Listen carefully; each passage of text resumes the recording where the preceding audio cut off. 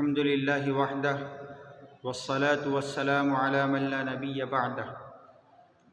أما بعد فأعوذ بالله من الشيطان الرجيم بسم الله الرحمن الرحيم كنتم خير أمة أخرجت للناس تأمرون بالمعروف وتنهون عن المنكر صدق الله العظيم وقال النبي صلى الله عليه وسلم الدال على الخير كفاعله او كما قال صلی اللہ علیہ وسلم۔ محترم سامعین، بزرگوں اور دوستوں، اللہ رب العزت نے اس امت کو ایک کام سونپا ہے، ایک ذمہ داری حوالے کی ہے، اور جب امت نے ذمہ داری کو پورا کیا ہے تو اس کی تعریف کی ہے، اور اس امت کو خیر امت کے القاب سے ملقب کیا ہے۔ قرآن کریم میں اللہ تبارک و تعالیٰ نے ارشاد فرمایا کنتم خیر امۃ اخرجت للناس تأمرون بالمعروف وتنہون عن المنکر، کہ تم بہترین امت ہو، تمہیں دنیا کے اندر لوگوں کو امر بالمعروف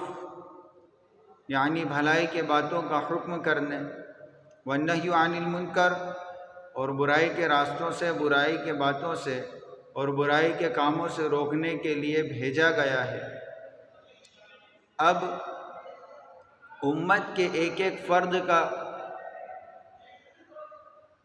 اور امت کے ایک ایک شخص کا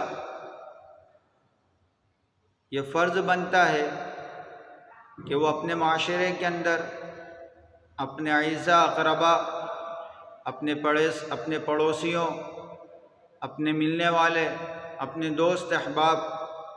کو جب بھی دیکھے، جب بھی ان سے ملاقات کرے تو ان کو امر بالمعروف، نیکی کی باتوں کی طرف گامزن کرے، ترغیبیں دے، نیکی کے کاموں کا شوق پیدا کرنا اور لوگوں کو نیکیوں پر آمادہ کرنا اور لوگوں کو نیکی کا راستہ دکھانا، یہ سب اس کی ذمہ داری ہے۔ اور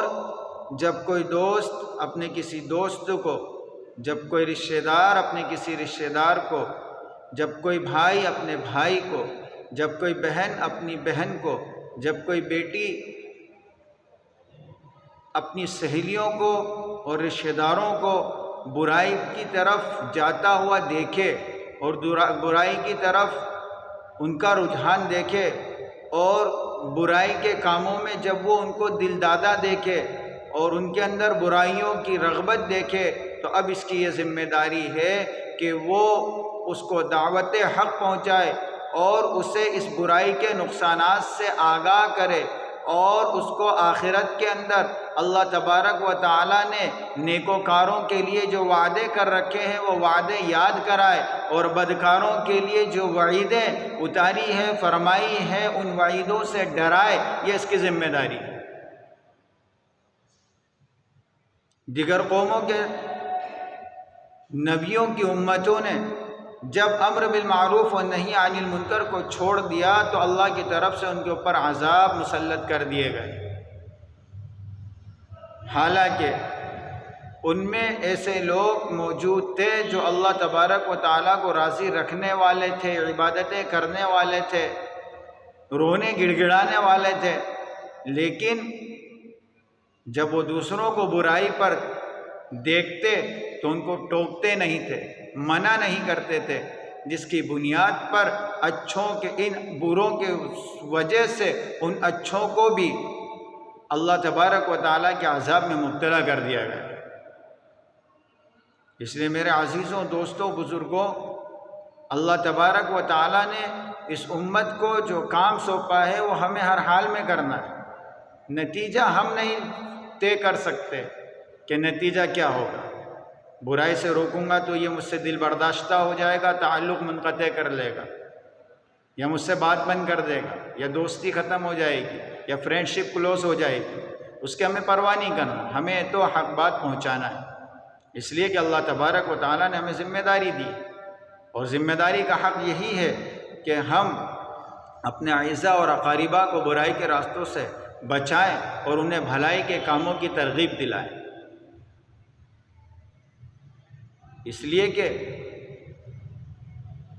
اگر ہم نے انہیں برائی کے راستوں سے نہیں روکا، برائیوں سے نہیں روکا،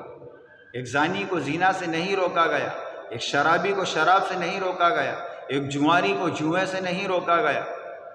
ایک سود خور کو سود خوری سے اور ایک حرام خور کو حرام خوری سے اگر نہیں روکا گیا تو اس کا ایفیکٹ، اس کا سائیڈ ایفیکٹ ہماری پورے معاشرے میں پڑے گا،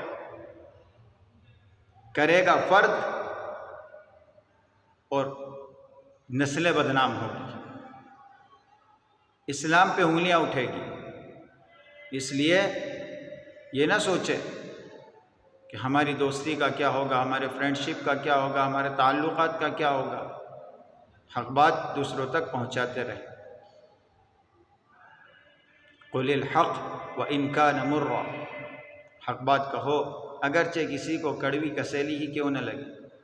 اللہ تبارک و تعالیٰ سے دعا کریں کہ اللہ تبارک و تعالیٰ امت مسلمہ محمدیہ صلی اللہ علیہ وسلم کو خیر کے راستے پر گامزن فرمائے اور برائی اور شر کے راستوں سے مکمل حفاظت فرمائے۔ وآخر دعوانا الحمد للہ رب العالمین۔